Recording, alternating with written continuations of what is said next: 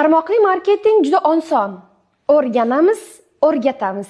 Endi biz o'rgatyapmiz, lekin bizda shunda ham o'xshamayapti. Negaki biz ko'rsata olmayapmiz.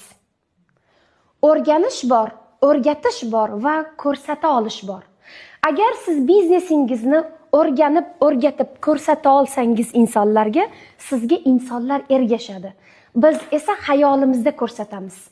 Xayolda ko'rsatmay, hayotda siz nima biznes qilayotganingizni insonlarga aytib ko'rsatgan vaqtda bizga ergashadi, lekin darrov emas. Biz oldin son bilan ishlashni o'rganishimiz kerak, keyin bizga sifat chiqadi.